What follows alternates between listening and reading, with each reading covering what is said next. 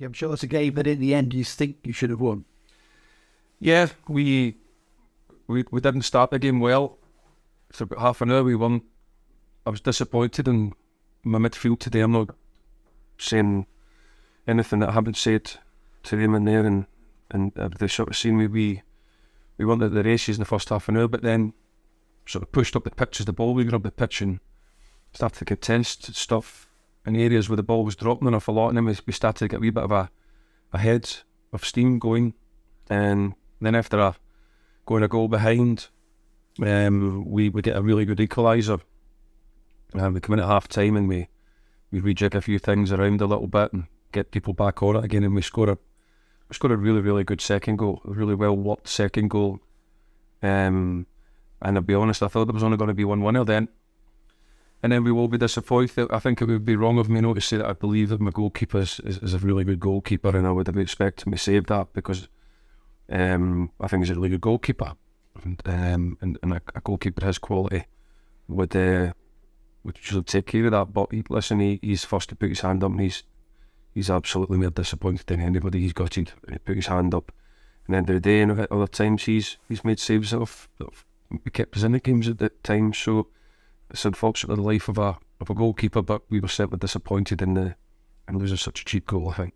I mean, the first goal, I suppose, a little bit too easy when they passed through on the edge of the box and got a clear opportunity. Yeah, we weren't aggressive enough from the middle of the pitch. Never got to the ball, never dealt with the 1-2, and for them to come right through the middle there and not anticipate anything and get to the ball wasn't good enough. But that probably summed up. We were yards away, all over the midfield in the first sort of half an hour. But to be fair to them, they got gone and got up the pitch a little bit more and contested a lot more, and you've seen the importance of your midfield being able to do that. They are the heartbeat of the team, and when they started to do that, we got a good football in the game. Yeah, I mean, the equaliser epitomised a bit because I think Tom Davies on the ball, then Jordan Turnbull won the goal, didn't he? And had the Preston might get his head up and find Josh Hughes and a super finish. Yeah, I thought two centre-halves were superb. I thought they were fabulous. I thought them, but good old-fashioned centre-half displays with good composure, and when they could play, they played. Two really good performances from them. And yeah, really well worked goal, and that's disappointing for us because you think goals like that should really be winning games. But it didn't, and that's the facts. And we have to keep moving ahead, and yet we have to do better at times, and there's still much that we have to do in order to become the team that we all want to see. We just have to keep pushing on, Derek. That's all we can do, and try to keep the standards high and be fair in our feedback to the players. Be honest in my feedback and help them to try and grow and learn that in midfield, especially two young players in there, that's the way that you've got to play. We've got to move up and down and across with the football and go and contest it all the times like they got gone after half an hour. Yeah, and I thought Kane Hemmings sort of led to the front tonight as well. I mean, his move was really good. He scores a great second goal, and I've even kicked one off the line in the last minute, which would be brilliant, deserved to lose a point. I think that Kane played really well as well. I thought he had a good game. He scored a good goal. I thought he played well all afternoon. It was going to be a battle, we knew that. It was going to be a lot of direct playing, and it was going to be a battle. And then what you're going to be able to do when you're playing games like that is you accept the battle and win the knockdowns and then go and play. And Kane certainly helped us in that. The two centre-halves and Kane right through the middle of the pitch were good. But as I said, it took us half an hour to get going. And I suppose that's it for the moment. I mean, you're seeing good half hours, good hours in games, but you've got to try and somehow get the 90 minutes together, and that's what the young guys have got to learn.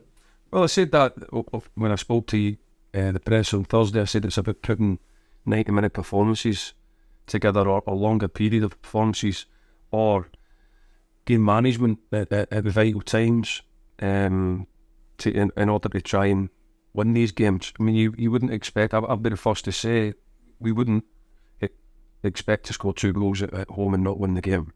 So that's the first thing that we would acknowledge. But it is what it is, and we just got to keep working hard, and we'll be in again next week. And as frustrating as it is, me saying the same sort of stuff again, and that's just the way it is. It's just what it is, and that's what I've just got to continue to do. Support the players and start to hopefully produce the longer performances over the 90 minutes. But that's 3 results I've had out of 4, the last 4 games. Yeah, we want to win every game that we take part in, but we've got to keep building forward. So only 4 points, you know, the playoff places. I mean, are you surprised just how competitive it is for those places this season? No, it's always a tough division. Always a really tough division. Always knew that what the challenge was going to be for us, because I sort of understood the group that we had early on, and it's difficult to change it at times, so we're pretty much running with the same group a lot of the time, but that can be a bonus now, because the same people playing can build their relationships and grow together. So that's the positive side of that. But we've just got to keep going. Just got to keep going, keep supporting them. I thought that the fans were very patient with us today, and again, and I appreciate that. Because mate, I believe that they understand. I know the job that we have on here. I know that try and grow this group, I know it can be frustrating, and I know that I will take my share of the spot, and I'm not bothered about that. You know what I'm like there. I'm not phased about that. I know what my job is, and I just keep supporting the players and wanted a win. I just wanted a win because we got in a good situation, and I just wanted that one.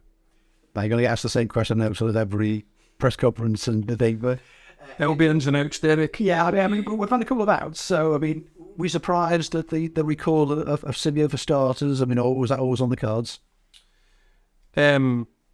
We kind of got wind of it because we know everybody in the game, so we kind of got wind of it early, and knew that and I'm not speaking at Tom, even knew that he was kind of looking for what opportunities were out there for him in League One. I spoke to him about that, and he made it plain to us that if the opportunity came to go and play in League One, then that's what he wanted to do, and that's fine. Listen, he's not my player.